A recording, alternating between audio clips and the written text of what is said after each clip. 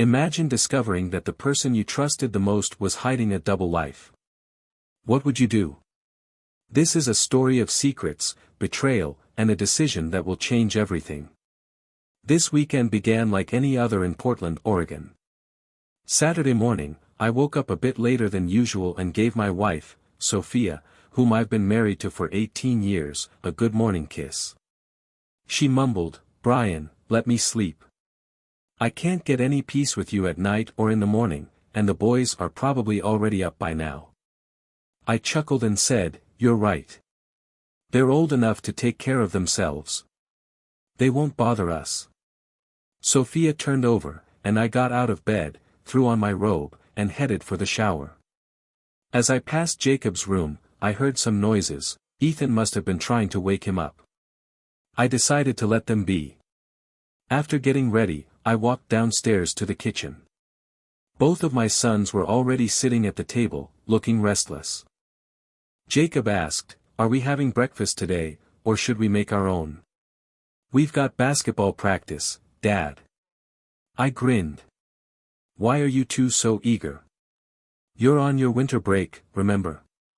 Practice isn't until next week." Jacob, clearly confused, said, "Wait, aren't you on break too? Wasn't this all Mom's idea? We were going to the mountains to ski." Sophia had planned this trip to Cedar Peak Lodge, a ski resort in the mountains just outside of town. I'd been looking forward to it too, but something felt off about the way Sophia had been acting lately. "Why don't you make your own breakfast today?" I suggested, trying to push aside my doubts. Ethan jumped in, "We could, but Mom won't let us. She thinks we'll ruin the pans and burn everything. Scrambled eggs are about as far as we go. How about oatmeal?" I offered, "Or you could try making semolina porridge like they do in England." Jacob grinned, "Oatmeal, sir." I smirked and said, "All right, oatmeal it is, young man. But don't forget to make sure there are no lumps in the semolina. Now go wash up. Breakfast will be ready in 15 minutes." I quickly prepared oatmeal for the boys, and just as they sat down to eat, Sophia emerged from the bedroom and went into the bathroom. Her hair was a bit messy, but even after all these years, there was still something captivating about her. She was wearing one of my old shirts, and despite everything, her beauty always caught my attention. As Sophia sat down at the table, she said to the boys, "Hurry up and finish breakfast. Daddy will take you to Grandma's soon." Jacob, still surprised, looked up and asked, "Mom, you promised we'd go to the ski lodge for the whole weekend. We already packed our stuff. We were supposed to spend New Year's there." Sophia responded, "We don't always get what we want, honey. We'll go skiing during spring break when the weather's better. Or maybe we'll head to Snow Ridge, they have snow all year round. Now eat up and get ready." I wasn't thrilled about sending the kids to Sophia's mom's place, especially after she'd misled us about the trip. Things between us had been tense lately, and it all seemed to start when her new boss, David, showed up at work. David was the new marketing director at her company, and Sophia had known him back in college, but she'd never mentioned him to me before. That was strange, but I tried not to overthink it. The truth is, I had noticed Sophia and I were growing distant. She'd been more secretive, spending more time at work, and there had been subtle changes in her behavior. I was worried, but I didn't want to believe anything was really happening between them. I thought about confronting David, but I knew it would just make things worse with Sophia. Instead, I watched her carefully, hoping she would stay true to our family. Sending the kids to her mom's house today felt off. I had a sinking feeling that something was going to happen over this long New Year's weekend. I was prepared for the worst. Before she could notice, I discreetly hid a small voice recorder in my pocket, just in case things took a serious turn. As I returned to the kitchen, Sophia was silent for a moment. Then, with a small, strained smile that faded quickly, she said, "Brian, we need to talk." There was no doubt in my mind that this conversation wouldn't end well. But I remained calm and asked, "Is something wrong?" Sophia sighed and replied, nothing's wrong. I love you, Brian. I've loved you for years. You've been a wonderful husband and father, but I've been thinking. I think we need a break. A break? I asked, my heart tightening. What do you mean by that? I just think it might be good for us to spend some time apart. Explore different paths and experiences separately. It could give us a new perspective and make us stronger in the end, she explained. How long are we talking here? A month? A year? I asked, feeling the tension building inside me. No, just the holiday weekend, she replied quickly. I felt a wave of disbelief wash over me. Is that why the kids are going to your mom's instead of the ski lodge? I asked, already knowing the answer. Yes, she said, her eyes avoiding mine. I've already made arrangements with her. Arrangements for what? I pressed. A weekend fling with your old college buddy? The words escaped my mouth before I could stop them.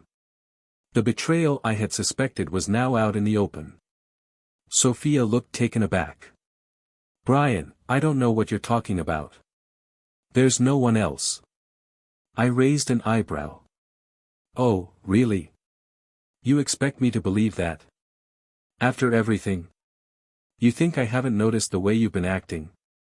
You and David from work, you think I don't know about your history? She hesitated but then replied, I don't know who you think David is, but nothing's happening. I just believe this little break will help us, give us time to reflect, you know. You'll see that nothing will change between us. When we come back together, things will be better. You'll be happy again, I promise. At that moment, I felt a rush of anger and sadness. You think a weekend apart is going to fix everything? I snapped. Let me guess, David's part of this too. Did the two of you come up with this brilliant sociological experiment together? Brian, stop, she said, sounding more frustrated than guilty. I'm not trying to hurt you. Hurt me? It's too late for that. What's really going on, Sophia? I can't believe you're standing here, trying to sell me this nonsense. She tried to maintain her composure but couldn't hide her discomfort. Brian, it's just time apart, that's all. It doesn't have to be permanent. I wasn't buying any of it. You're telling me you're planning this so-called break right now? What happens when I leave? Do you really think I'm that stupid? Sophia looked away again, unable to respond. Just then, Jacob and Ethan walked back into the kitchen, interrupting the tense exchange. Dad, we're ready to go, Jacob announced, oblivious to what had just transpired. I'll be ready in 5 minutes, I said, forcing a calm smile. I quickly gathered my things, my laptop, a few essentials, and threw my backpack over my shoulder. Without another word to Sophia, I walked out of the house, started the car, and waited for the boys to get in. As we drove off, I caught a glimpse of Sophia standing by the window, watching us leave. She looked confused, maybe even a little regretful, but I couldn't let that affect me now. The car was silent for a while. Finally, Jacob broke the silence. Dad, Grandma lives in the other direction, he said, glancing at me from the passenger seat. I know, son. We're not going to Grandma's. We're going to Cedar Peak Lodge, just like we planned, I replied, keeping my voice calm. But Mom said we weren't going skiing, Jacob replied, looking confused. She changed her mind. But I didn't, I said firmly. We'll figure out where to stay when we get there. A heavy silence filled the car again until Ethan, who had been quietly watching the road, finally spoke. Dad, are you and Mom getting a divorce? His voice was small and uncertain. I sighed deeply. Why would you ask that? We heard you arguing earlier, Jacob added, his voice trembling a little. Are you and Mom okay? I glanced at them through the rearview mirror, trying to keep my voice steady. Listen, your mom and I are going through something right now, but we'll figure it out. You don't need to worry about that. But what if you don't? Ethan asked, his voice wavering. Where are we going to live? Will we have to choose between you and Mom? I felt my chest tighten. No, you won't have to choose. No matter what happens, I'll always be here for you. We'll stay together. Right now, we're going to enjoy this trip, alright? You both deserve to have a good time, and that's exactly what we're going to do. The boys nodded quietly, but I could see the worry in their eyes. Back at the house, Sophia was still watching from the window. As soon as we were out of sight, she picked up her phone and called David. David, we've got a problem, she said quickly. What's going on? He replied, sounding caught off guard. Brian didn't react the way we expected. He didn't believe me when I told him about the break. Who cares what he believes? David shot back. You offered him the separation. Is he leaving? No, Sophia said, sounding more anxious now. He took the kids and left, but he didn't take it well. He knows about us, David. David went silent for a moment. That's not good. If this gets out, it'll be a scandal.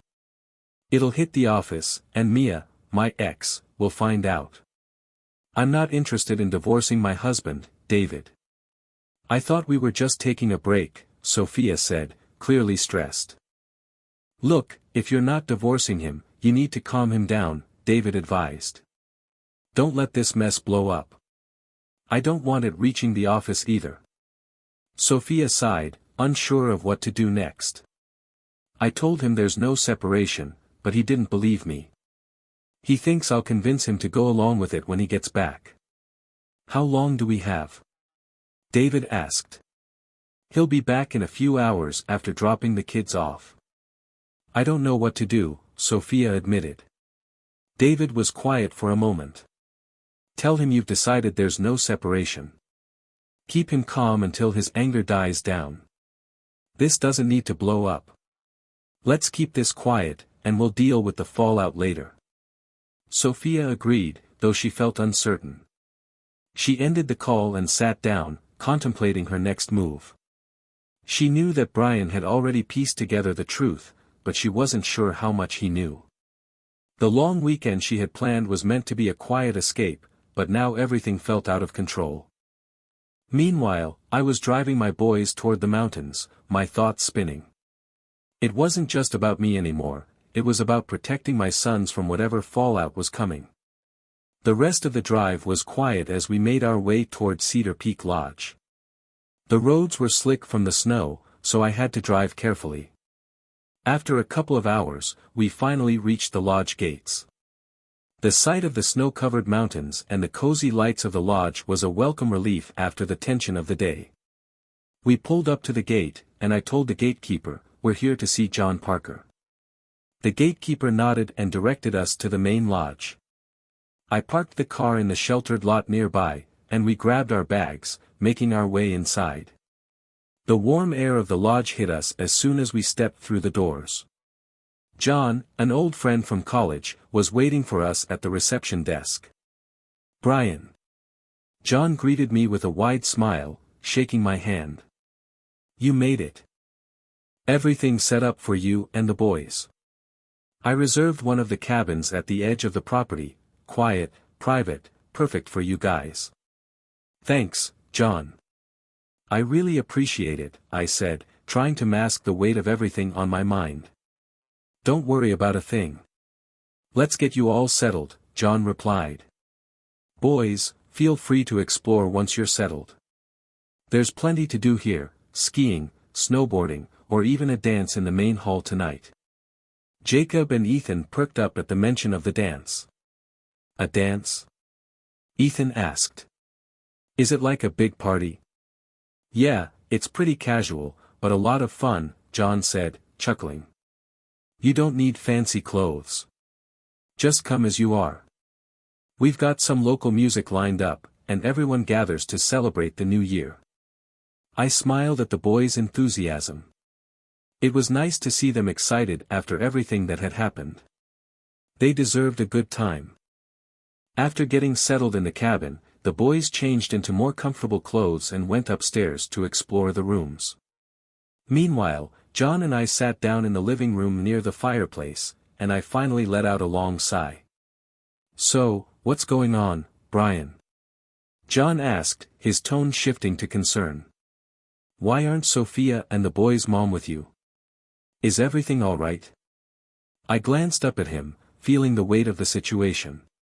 "No, everything's not all right. Things have been tough. I think Sophia's seeing someone else, her boss, David." John frowned. "I remember when you first started dating her. It seemed like things were solid between you two." "Yeah, they were," I said, bitterness creeping into my voice. "But things have changed. She tried to sell me on some idea of taking a break for the holiday weekend. I know what's really going on, though." John shook his head. "I'm sorry to hear that, man. That's rough. So, what's next for you?" "I'm not sure," I admitted. "But I can't just sit around waiting for her to figure out what she wants. I have the kids to think about, and I need to protect them." "Well, if you need anything while you're here, anything at all, you know where to find me. We've got plenty of room, so take your time. Get some rest. And if you need legal help, I can connect you with some good people who specialize in family law," John offered. "I might take you up on that," I said, appreciating the support. After dinner, Jacob and Ethan were excited about going to the dance, so I let them head over to the main hall while I stayed back at the cabin. As they left, I felt a strange mix of relief and sadness. They were growing up so fast, and I hated that they were caught in the middle of this mess. A couple of hours later, the boys came back from the dance, full of stories about the night. They had fun, which was a huge relief for me. We had a late-night snack, and then they went to bed. I sat by the fire, thinking about what lay ahead. Divorce was something I had never imagined would happen to us, but now it felt inevitable.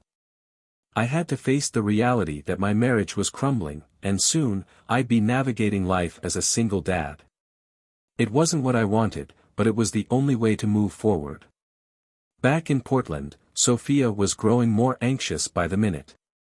She had tried to reach out to David again, but his phone went straight to voicemail. Her plans for the weekend were falling apart, and she felt more and more trapped.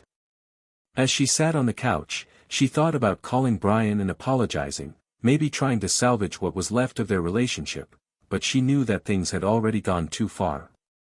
David wasn't picking up, and Brian had figured out more than she expected. Suddenly, her phone buzzed with a text from an unknown number. She picked it up and stared at the message. "Brian knows. I'll handle it." Her heart sank. She had no idea who had sent the message, but it was clear things were spiraling out of control. The next morning at Cedar Peak Lodge, the boys woke me up early, eager to hit the slopes. After a quick breakfast in the lodge's cafe, we rented skis and headed for the lifts. The mountain was buzzing with activity, and the fresh snow made for perfect conditions. We skied all morning, and I was glad to see Jacob and Ethan laughing, racing each other down the slopes, forgetting the tension that had surrounded us back at home. For a few hours, it felt like everything was back to normal. Around lunchtime, we headed back to the lodge, and as we entered the cafe to grab some food, we ran into John and his wife. They invited us to join them, and I was grateful for the distraction. John leaned over and said, "Brian, by the way, the group of lawyers I mentioned earlier, they're in town now. I've spoken with Anna, one of the best family law attorneys here. She's expecting to hear from you if you're ready to start moving forward." I nodded. "I think it's time. I'll meet with her this afternoon." After lunch, I took the boys back to the cabin to rest for a bit, while I headed to John's office to meet with Anna. The office was cozy, with wood-paneled walls and a large desk cluttered with papers and files. Anna greeted me warmly and quickly got to work, laying out the next steps. "We'll begin with filing for divorce," she explained. "But you need to think about custody arrangements for the boys. You'll want to be clear about where they'll live and what role you want Sophia to play. I nodded. I want full custody. The boys should stay with me. I don't trust her judgment anymore, especially with David in the picture. Anna took some notes and gave me a reassuring smile. We can make that case. We'll draft the paperwork, and I'll reach out to Sophia's lawyer, if she has one, to begin the process. For now, I'd recommend keeping things civil with her until we have everything in place. I thanked her and left the office feeling more grounded than I had in weeks. This was it, I was taking control of my future, and my son's future too. Back at the cabin, Jacob and Ethan were playing cards when I returned. They seemed content, and for a moment, I allowed myself to relax. But I knew that the real storm was still ahead of us. Meanwhile, back in Portland, Sophia was growing increasingly paranoid. She hadn't heard from David since their last conversation, and Brian's cold, distant attitude before he left for the lodge left her unsettled. Her phone buzzed again, another text from the unknown number. He's at Cedar Peak with the boys. He's filing for divorce. Sophia's heart raced. How could this be happening so fast? Who was sending these messages? She stared at her phone, debating whether to call Brian, but what would she even say? She had no way of explaining things now, not after everything that had come to light. Just as she was about to dial his number, there was a knock at the door. She opened it to find Mia, David's ex-wife, standing on the porch. Mia? What are you doing here? Sophia asked, her voice shaking. We need to talk, Mia replied, stepping inside without waiting for an invitation. Sophia closed the door behind her, bracing herself for whatever was about to come next. Up in the mountains, as the day wound down, the boys were eager to go back to the main lodge for the New Year's Eve celebration. The lodge staff had put together a small fireworks show, and families from all around had gathered to watch. After the fireworks, we headed inside for dinner, and as we sat around the large fireplace in the lounge, I noticed the boys were more at ease. The tension that had clouded us for the past few weeks seemed to lift as the evening went on. We even joked around a little, sharing stories about their school and their friends. For the first time in a long time, I felt like we could get through this. Maybe life wouldn't be as fractured as I feared. I knew there were still many difficult conversations ahead, but for tonight, I allowed myself to enjoy the moment with my sons. Later that night, as we walked back to the cabin, Jacob looked up at me and asked, Dad, do you think we'll ever go back to how things used to be? With you and Mom? I hesitated, then said, things are going to change, son. But that doesn't mean they can't still be good. It's just going to be different from now on. He nodded, seeming to accept my answer, and we walked the rest of the way in silence. Back in Portland, Mia sat down at Sophia's kitchen table, looking her square in the eye. I know about you and David, she began. And I know Brian does too. But what you don't know is that David's been lying to both of us. Sophia's breath caught. What do you mean? Mia leaned in, her voice cold and calm. David isn't who you think he is. He's not just some innocent fling. He's done this before. With other women. And now he's disappeared, hasn't he? Sophia's face drained of color as the weight of Mia's words sank in. He said he was coming back, he said. Mia cut her off. He's not coming back, Sophia. He's been playing both of us, and now he's on the run. You've just become the latest in a long line of his victims. Sophia's heart pounded in her chest as Mia's words settled in. David wasn't coming back. She had risked everything, her marriage, her family, and now she was left with nothing but regret. Her mind raced, trying to make sense of it all. How do you know all of this? Sophia asked, her voice barely above a whisper. Mia leaned back in her chair, crossing her arms.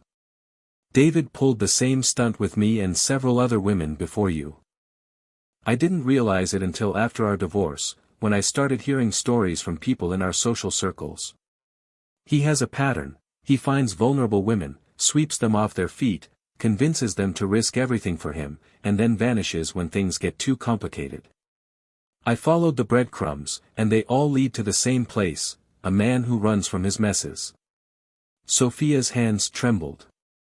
I thought we. You thought you were special? Mia finished, raising an eyebrow. I did too. But the truth is, David's just a coward who can't face the consequences of his actions. He's probably already moved on to his next target. Sophia felt a wave of nausea wash over her. Everything she had sacrificed, her marriage to Brian, the trust of her children, was for nothing. She had let herself be manipulated, and now she was staring at the wreckage of her life. So, what do I do now? She asked, her voice breaking. Mia stood up and headed for the door. That's up to you. But I'd suggest getting your life together before you lose everything.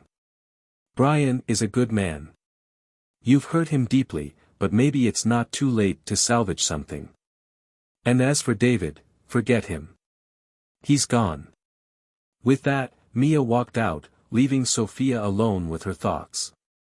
Meanwhile, back at Cedar Peak Lodge, the first day of the new year was just beginning. The boys and I woke up early to catch one last morning on the slopes before heading back home. We had breakfast at the cafe and then spent a few more hours skiing. The crisp mountain air and the quiet of the snow-covered landscape gave me time to think. My mind kept drifting back to the conversation I knew I'd have to have with Sophia once we returned. After lunch, we packed up the cabin, and I called John to thank him for everything. I really appreciate all your help, John. It's been good for the boys to get away from everything for a bit. Anytime, Brian. And remember, if you need more help with the legal side of things, just reach out. I'll be in touch with Anna to check on your case, John said. Thanks. I'll let you know how it goes, I replied before hanging up. As we drove away from the lodge, heading back toward Portland, the car was filled with a sense of calm. The boys were quiet, lost in their thoughts. It wasn't until we were nearly home that Jacob spoke up. Dad, are you and Mom really getting a divorce? He asked, his voice hesitant. I sighed. I don't know yet, Jacob. But what I do know is that things are going to be different. Whatever happens between your mom and me, it won't change how much I love you and Ethan. But why can't things just stay the same? Ethan asked from the back seat, his voice small. Sometimes things change, even when we don't want them to, I said gently. But change doesn't have to be bad. We'll figure this out together, one step at a time. When we arrived home, the house felt cold and empty. Sophia wasn't there. The boys immediately went upstairs to unpack and settle back in, leaving me alone in the kitchen. I glanced around, the weight of everything sinking in. I sat down at the kitchen table, where just a few days ago, Sophia had suggested that break from our marriage. It felt like a lifetime had passed since then. I needed to confront her about everything, about David, about the lies, and about where we stood now. Just then, the front door opened, and Sophia walked in. Her face was pale, and she looked worn down.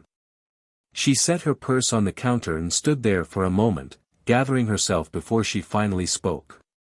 Brian, we need to talk, she said softly. I didn't respond right away. I studied her, wondering how much of the truth she was ready to admit. I'm listening, I finally said, my voice steady. Sophia took a deep breath. I made a huge mistake. I've hurt you, and I've hurt our family. I thought I knew what I was doing, but I've been a fool. I let David manipulate me, and now, he's gone. I didn't say anything at first. I wanted to hear everything before I made any decisions. I thought he cared about me, but Mia came to see me while you were gone. She told me the truth, David's done this before. He's lied to me, to her, to other women. He's not coming back, she said, her voice trembling. For the first time in a long time, I saw real vulnerability in Sophia's eyes. But it didn't change the damage that had been done. "So, what do you want me to do, Sophia?" I asked, my voice calm but firm. "You've betrayed me, lied to me, and nearly destroyed our family. And now you want me to just forgive you because David turned out to be a con artist?" She flinched at my words but didn't look away. "I know I don't deserve forgiveness, Brian. I know I've ruined everything, and I don't expect you to take me back. But I don't want to lose everything. I don't want to lose the boys.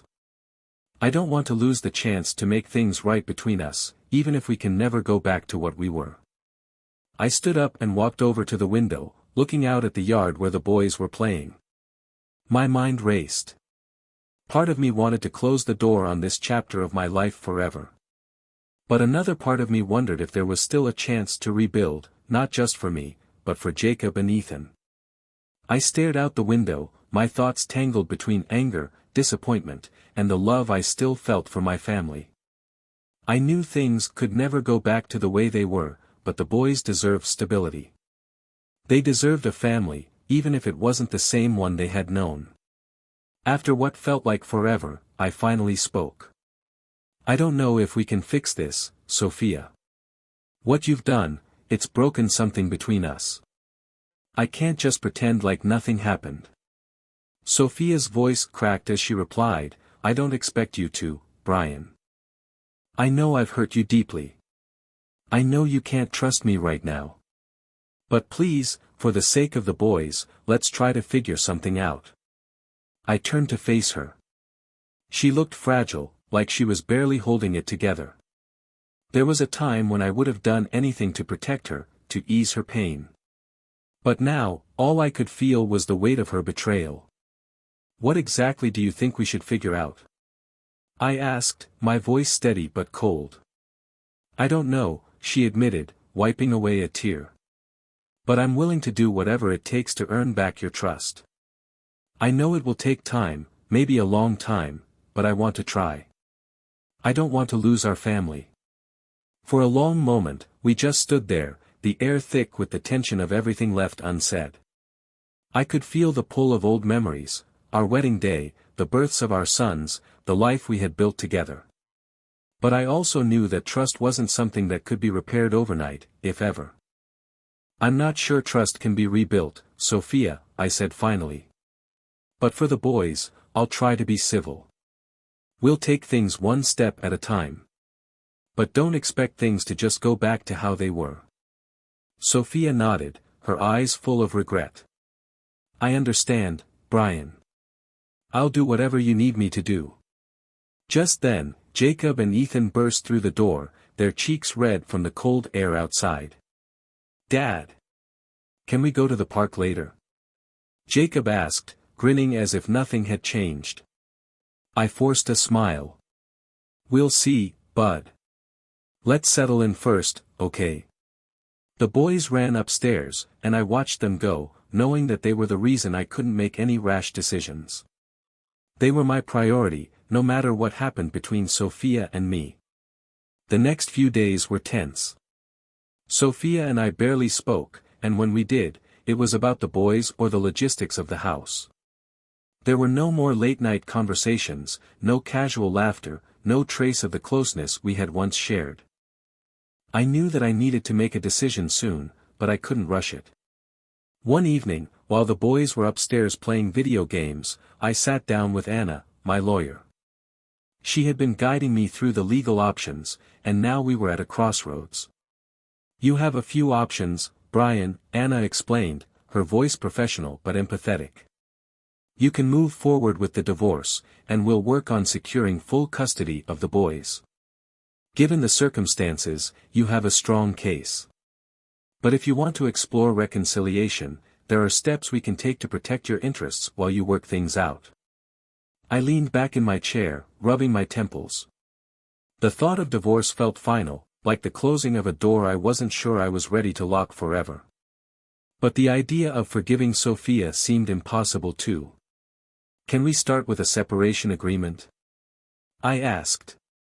"I need time to think, but I don't want to make any rash decisions." Anna nodded. "Absolutely.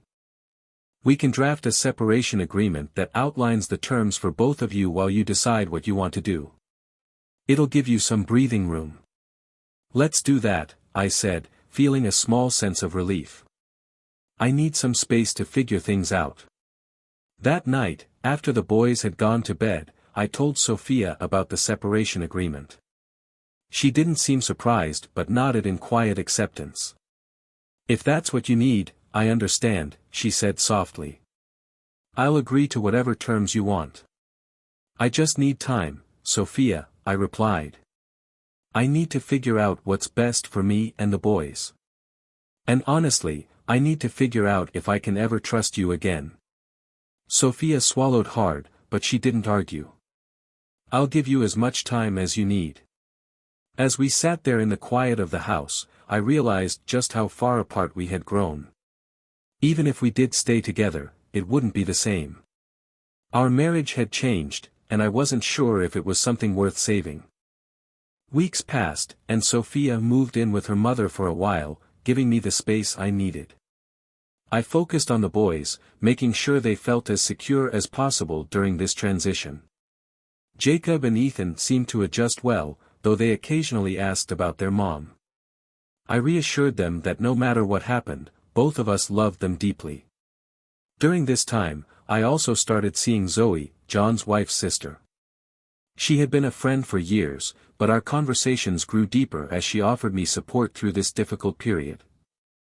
There was something about Zoe, her calmness, her strength, that gave me a sense of peace I hadn't felt in a long time. We hadn't made any commitments, but I knew there was potential for something more. Zoe understood what I was going through, and she didn't push for anything before I was ready. Back in Portland, Sophia struggled to rebuild her life. She had cut off all contact with David, though she occasionally wondered where he had gone. Her attempts to reconnect with the boys were met with hesitation, and while they were polite, there was a distance that hadn't been there before. One evening, as Sophia sat alone in her mother's house, she received a message from an unknown number. "You think this is over? It's just beginning." Her heart raced. Was it David?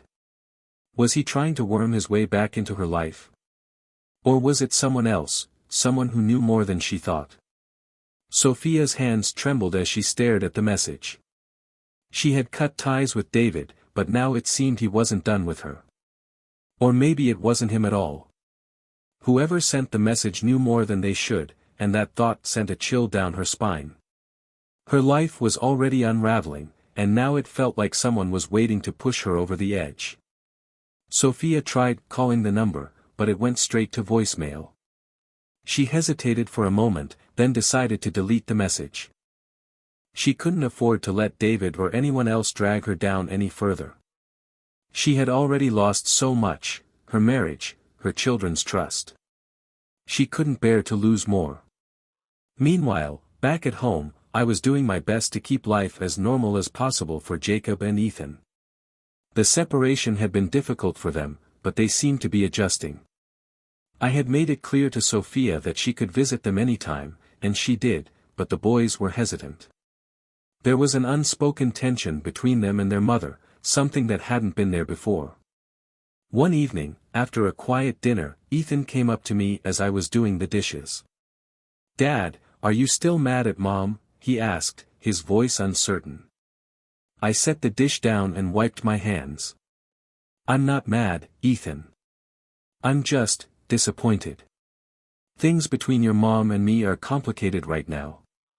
"Are you guys going to get back together?" he asked, his big eyes searching for some kind of reassurance. I knelt down to his level. "I don't know, buddy. I wish I could tell you for sure, but right now, we're taking things one step at a time. What's important is that you and Jacob know we both love you, no matter what happens between us." He nodded, though I could see the sadness in his eyes. "I just want things to go back to how they were." I pulled him into a hug. "I know, kiddo. I know." That night, after the boys went to bed, I sat on the porch, staring out at the quiet street. The cold air bit at my skin, but I didn't care. My mind was racing with everything that had happened, from the unraveling of my marriage to the new beginnings that were starting to take shape. I thought about Zoe and the moments we had shared over the past few weeks. There was something real between us, something easy and unforced. But I wasn't ready to rush into anything. I needed to be sure that I was making the right choices for me and the boys. Just then, my phone buzzed with a message. It was from Zoe. "Hey, just thinking about you. How are you holding up?" I smiled, grateful for her quiet support.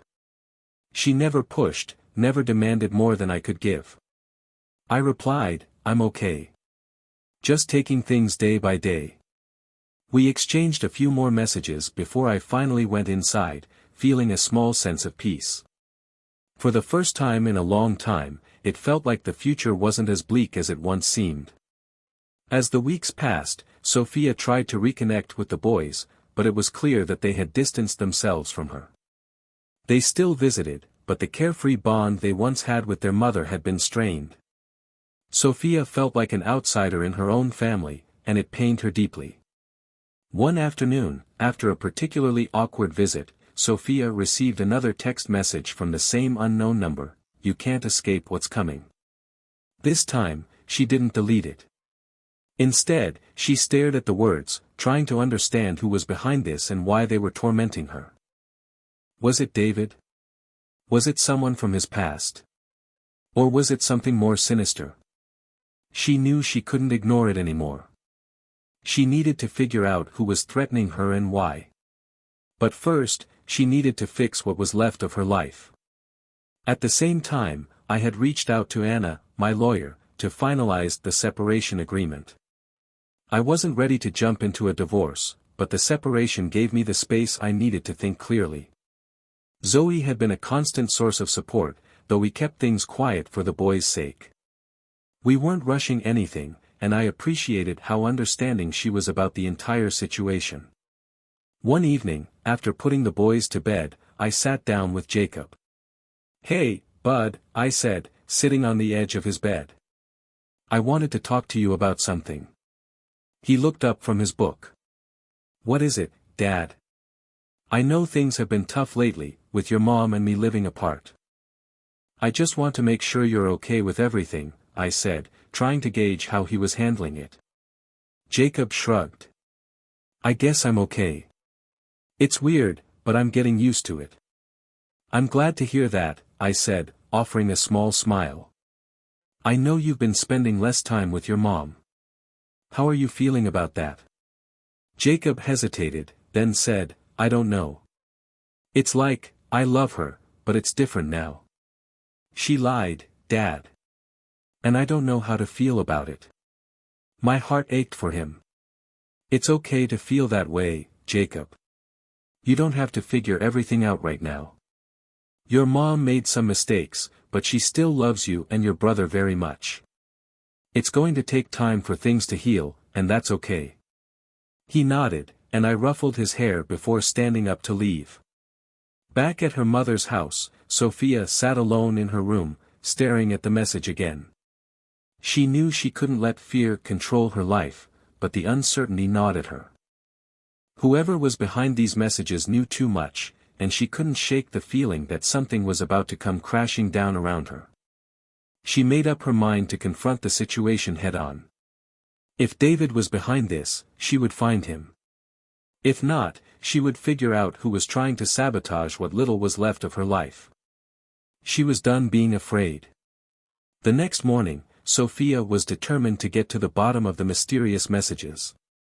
She couldn't live with the constant dread that someone was watching her every move, waiting to tear apart what little remained of her life. After a restless night, she decided to do some digging on her own. First, she called Mia. If anyone knew how to find David, it would be her. "Mia, it's me, Sophia," she said nervously when Mia answered. "I need your help." Mia paused, her voice wary. "Help with what?" "I've been getting these strange messages, and I think they're from David." "I need to find him," Sophia explained. There was a long silence on the other end before Mia spoke again. "You won't find him, Sophia. He's gone. He does this, he disappears when things get messy. He'll reappear when he's ready to cause more damage. Trust me, you're better off not knowing. But I need to know, Sophia insisted. I have to understand why this is happening. Mia sighed. Look, I've been through this before. David leaves a trail of broken people behind him. He's not coming back. Focus on yourself and your family before you lose them for good. With that, Mia hung up, leaving Sophia with more questions than answers. She had hoped Mia would have a lead, something that could help her figure out what was going on, but it seemed David had vanished once again. Meanwhile, life at home was slowly becoming more settled. The boys were adjusting to the new routine, and I was doing my best to provide them with stability. Zoe and I were growing closer, but I still hadn't fully let my guard down. After everything that had happened, I wanted to make sure I was making the right decisions for my family. One afternoon, after picking up Jacob and Ethan from school, Zoe stopped by the house to drop off a casserole she had made for us. She was always thoughtful like that, finding little ways to help out without being too intrusive. Hey, thanks for this, I said as she handed me the dish. The boys love your cooking. Zoe smiled. I'm happy to help. How are they doing? They're doing all right, I replied, glancing over at the boys as they sat at the table working on homework. It's been tough, but they're resilient. Zoe nodded. Kids are stronger than we think sometimes. We stood in comfortable silence for a moment before she spoke again. Brian, I know you've been through a lot, and I don't want to rush anything between us. But I want you to know that I'm here for you, whatever you need. I appreciated her patience. Zoe had been a steady presence in my life, someone who understood the delicate balance I was trying to maintain between moving forward and protecting my boys. I know, Zoe. I really do appreciate everything you've done for us, I said, meaning it. She gave me a small smile, then turned to leave. Take care, Brian. Call me if you need anything. Later that evening, after the boys had gone to bed, I sat down at the kitchen table and looked through the separation agreement Anna had sent over. I knew this was the right step, giving myself time and space to think without making any final decisions, but it still felt like an ending. The weight of what had happened with Sophia wasn't going away anytime soon, and I had to be realistic about what the future held. Suddenly, my phone buzzed. It was a message from an unknown number. I'm closer than you think. You can't hide forever. I felt a chill run down my spine. It was the same cryptic, unsettling tone as the messages Sophia had been receiving. Could this be connected? Was someone targeting us both? I immediately called Sophia, the first time we had spoken in days. Sophia, are you still getting those messages? I asked as soon as she picked up. There was a pause on the other end. Yes. Why? Because I just got one too, I replied, feeling the knot of dread tightening in my stomach. Someone's playing games with us, and I don't know who it is. Sophia's voice wavered. What did it say? I read the message aloud, and she went silent for a moment. Brian, I'm scared.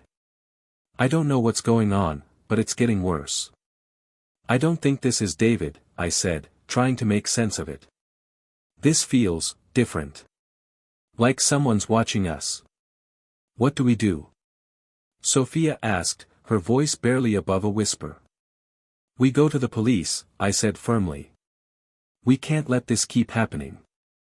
Whoever this is, they're trying to mess with our lives. It's time we took control.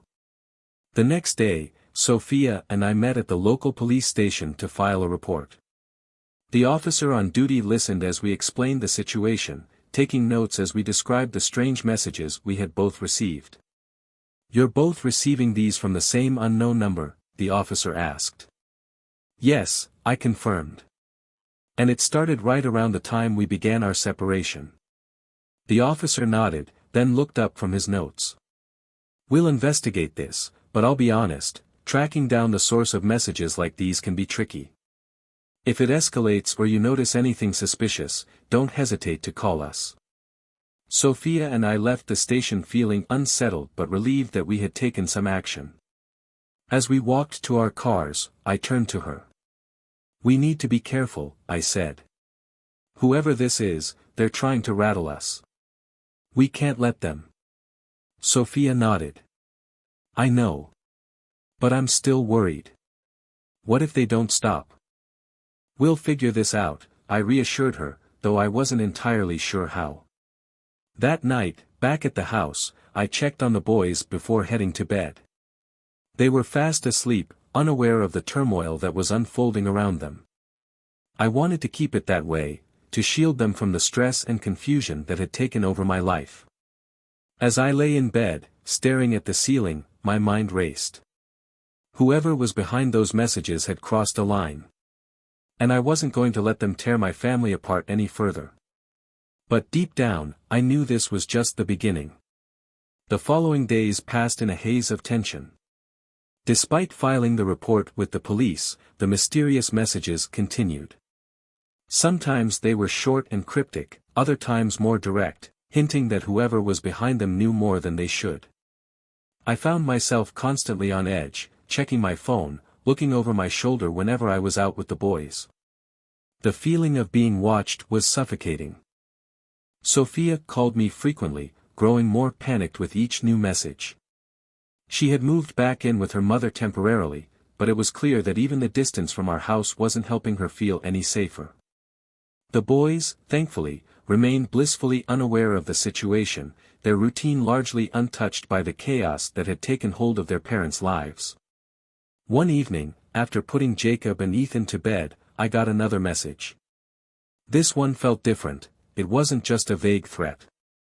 This time, it was personal. "Does Zoe know what you're hiding? She'll find out soon enough." My blood ran cold. Zoe.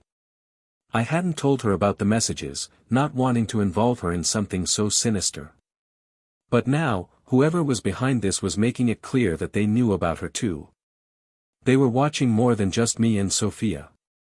Without thinking, I dialed Zoe's number. She picked up after the second ring. "Hey, Brian. Everything okay?" "No," I said, my voice strained. "We need to talk. Have you been getting any strange messages?" There was a pause. "Messages? No, I haven't." "Why? What's going on?" I hesitated, then told her everything, about the messages, the threats, how they had escalated over the past few weeks. As I spoke, I could hear the concern growing in her voice. "Brian, why didn't you tell me this sooner?" she asked, her voice a mix of worry and frustration. "I didn't want to drag you into it," I admitted. "But now they've mentioned you." "I'm sorry, Zoe. I should have warned you." Zoe was quiet for a moment. "Okay, listen. We'll figure this out. You're not going through this alone, okay? Whoever this is, we're going to stop them." Her calm confidence was exactly what I needed in that moment. I felt a wave of gratitude wash over me. "Thanks, Zoe. I don't know what I'd do without you." "We'll talk more tomorrow," she said. "Just try to get some rest, all right?" But rest didn't come easily that night. I lay awake, staring at the ceiling, the weight of the situation pressing down on me. I couldn't shake the feeling that things were about to get much worse. The next morning, after dropping the boys off at school, I called Sophia. I needed to update her on the latest message, especially since it involved Zoe. "I think they're watching all of us," I said after explaining the new development. "Whoever this is, they know about Zoe too." Sophia's voice shook. "This is getting out of hand, Brian. We have to do something. What if they start following the boys? What if they're already doing that?" The thought made my stomach turn. The boys were my priority, and the idea that someone could be targeting them was enough to make my blood boil. "We need to go back to the police," I said firmly. "This has escalated. We can't wait any longer." Later that day, Sophia and I returned to the police station, this time with Zoe in tow. The officer we had spoken with previously took our new information seriously and promised to investigate further. "I'll escalate this to our cybercrime unit," the officer said, taking notes. "They'll track the messages and see if we can pinpoint where they're coming from. In the meantime, I recommend you all be extra cautious. If anything feels off, don't hesitate to call us." We left the station feeling slightly more hopeful, though the anxiety still hung in the air. I couldn't shake the feeling that whoever was behind this wouldn't stop until they got what they wanted, whatever that was. The following days were tense but quiet. I didn't receive any more messages, and for a brief moment, it felt like things were returning to normal. Sophia even managed to have a more relaxed visit with the boys, who seemed to be adjusting better to the situation. One night, as Zoe and I sat on the couch after dinner, she turned to me, her expression serious. "Brian, I've been thinking about something," she said. "What if this person, whoever it is, doesn't just want to scare you? What if they're trying to break you and Sophia apart for good?" I frowned. "What do you mean?" "Think about it," Zoe continued. "They've been targeting you both, keeping you on edge. Maybe they're hoping that by pushing you to the brink, they can destroy what's left of your relationship, for their own gain." The thought hadn't crossed my mind, but as Zoe laid it out, it made a twisted kind of sense. Someone could be using our strained relationship to push us further apart, possibly hoping to benefit from the fallout. But why? I asked, still trying to grasp the logic. What would they gain from that? Zoe shrugged. "It's just a theory. But we need to consider all the possibilities. People can be motivated by all sorts of things: revenge, jealousy, control. Whoever this is, they know too much about your life for it to be random." Her words left me uneasy. I couldn't help but wonder who in my life would want to see my marriage, and by extension, my family, destroyed. Was it someone we knew? Someone close to us? That night, as I lay in bed, Zoe's theory lingered in my mind. I replayed the events of the past few months, trying to piece together who could be behind this. Could it be someone from Sophia's workplace? Someone from David's past? Or was it someone closer to me, someone I'd overlooked? The more I thought about it, the more it felt like we were all being played. And whoever was behind it had just raised the stakes. The following days felt like a calm before the storm. Though the messages had stopped, the tension between Sophia and me hadn't gone away. The uncertainty surrounding who was behind all of this kept gnawing at both of us, and despite the brief moments of peace, I knew that this situation wasn't over. Zoe continued to offer her support, and though we hadn't talked about what the future held for us, I could sense we were growing closer. It wasn't easy trying to navigate a new relationship in the midst of the chaos, but Zoe had a way of grounding me when everything felt like it was spinning out of control. One evening, after the boys had gone to bed, I received a call from Anna, my lawyer. "Brian, I've got some news," she began. "I spoke with the police about the messages you and Sophia have been receiving. They've managed to trace the source." My heart raced. "Who's behind it?" "They traced the messages back to David." I felt a mix of anger and relief. So it had been him all along. David? But why? Anna sighed. "It seems he wasn't ready to let go of his connection to Sophia, or to the power he had over your lives. He's been sending the messages to both of you, trying to drive a wedge between you and keep control over the situation.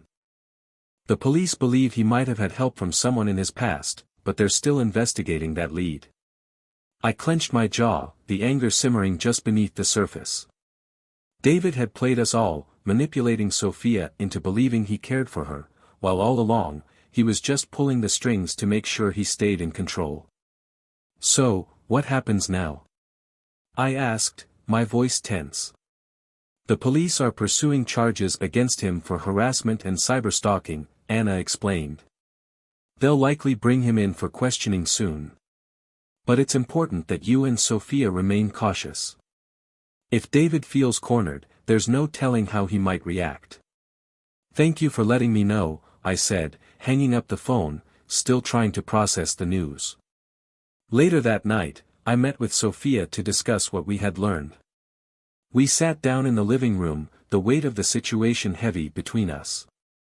"So, it was David," she said quietly, her hands trembling. "I can't believe he would do this." "I can," I replied, my tone colder than I intended. "He's been manipulating you from the start. This whole thing, sending the boys to your mom's, the so-called break, he planned all of it. He wanted to keep you under his control." Sophia looked down at her hands, guilt written across her face. "I feel so stupid. I let him get into my head, and now I've lost everything." I softened my tone. "You didn't lose everything, Sophia. But you need to understand that trust takes time to rebuild, and what David did, it's going to take time to heal from this." She nodded, tears welling up in her eyes. "I know, Brian. And I don't expect you to forgive me right away. But I want to try, to make things right, even if we can't ever go back to the way we were." "I don't know if we can," I said honestly. "But for the boys' sake, we'll take this one step at a time. The most important thing now is to protect them from all of this." Sophia wiped her tears and gave a small nod. "You're right. We need to focus on them." The next few weeks were a whirlwind. The police arrested David, and he was formally charged with harassment and cyberstalking. He had been using burner phones and other means to cover his tracks, but eventually, the evidence caught up to him. The case didn't end with his arrest, though. Sophia was called to testify, as were a few others who had been involved with him over the years. It was a long process, and during that time, I focused on the boys, making sure they felt safe and loved despite everything that had happened. Sophia and I were civil with each other, but there was a distance between us that neither of us could ignore.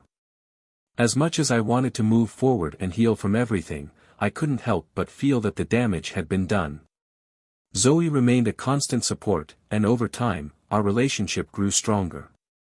She never pushed me, but she made it clear that she was there whenever I needed her. On the day of David's court hearing, I sat with Sophia outside the courthouse. The tension was palpable, but we both knew this was the final step in closing this dark chapter of our lives. "He's going to pay for what he did," I said quietly, watching as people entered the courthouse. "This is the beginning of the end." Sophia nodded, her expression grim. "I know. But I still feel like there's so much to fix, between us, between me and the boys." "You're right," I replied. "There is. But one step at a time, Sophia. We'll figure it out." Later that evening, after the court proceedings, I sat down with the boys to explain what had happened. I didn't go into all the details, but I told them that the man who had been causing problems for their mother and me was going away for a long time. "Are you and Mom going to be okay now?" Jacob asked, his eyes full of hope. I paused, unsure of how to answer. "Things are going to take time, Jacob. But no matter what happens between your mom and me, we both love you and Ethan very much. That's never going to change." Months passed, and slowly, life began to settle back into a new normal. The boys adjusted to the changes, and though things between Sophia and me remained civil, we eventually made the decision to finalize the divorce. It was a hard choice, but one we both knew was necessary. There was too much broken between us to ever fully repair. Zoe and I grew closer, and though we took things slowly, I knew I had found someone who cared for me and supported me through the hardest chapter of my life. The boys accepted Zoe into our lives, and though it took time, we started to build something new together.